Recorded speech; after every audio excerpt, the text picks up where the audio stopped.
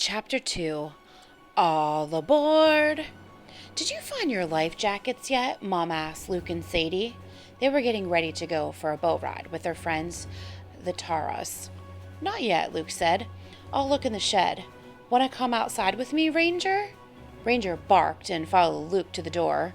Ranger always wanted to go outside. While Luke ran to the shed to look for life jackets, Ranger wandered over to Mom's garden.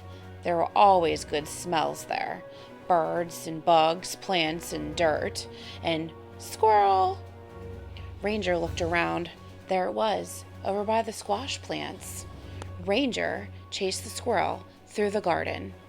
He chased it past the tomatoes and carrots. He chased it across the lawn, around the picnic table, and up a tree.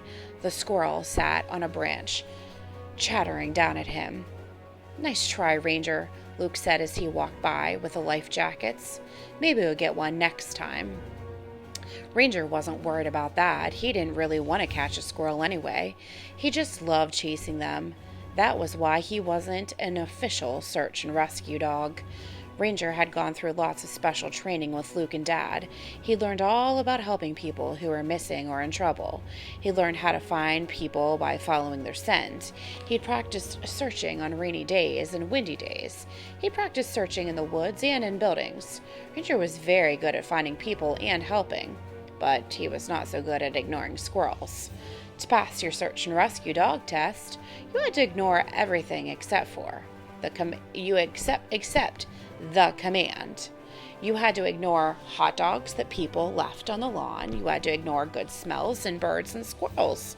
When Ranger was taking his test, a squirrel had raced across the grass right in front of him. Ranger chased it. He knew Luke was just hiding, pretending to be missing. He wouldn't have chased a squirrel if a person was really in trouble. But that didn't matter. Ranger didn't pass the search and rescue dog test, so now he chased squirrels instead.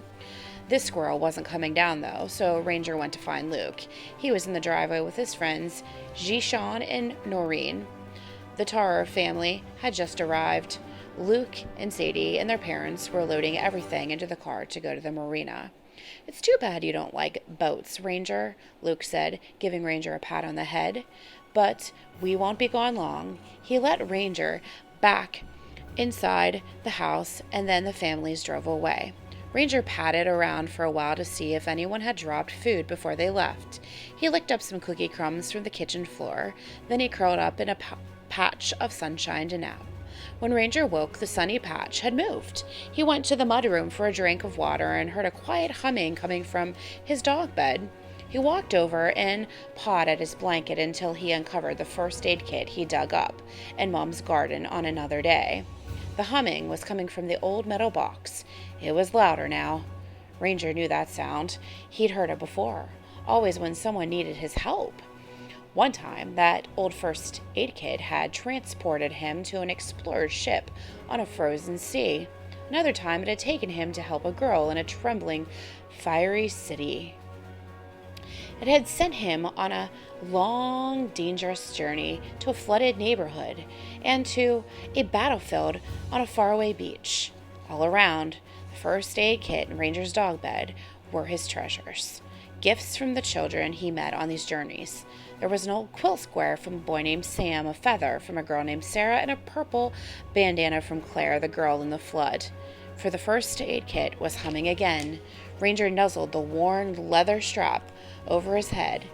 The humming got louder. The box grew warm at his throat. Light spilled from the cracks. It grew brighter and brighter until Ranger had to close his eyes. He felt as if he were being squeezed through a hole in the sky. And then the box was quiet. Ranger opened his eyes. New sounds pounded in his ears. Clanging and banging, crashing and rattling, deep voices shouting. The air smelled of sawdust and steel, paint and sweat in the sea. Above him, a huge machine creaked and swung its metal arm. A messy heap of wooden boards dangled overhead. They looked as if they might wiggle loose any second. Men rushed everywhere, carrying paint buckets, tools, and lumber. In the middle of it all, a boy a little older than Luke, stood with his eyes closed. Then there was a terrible cracking sound from above, and a voice bellowed, "Look out below!"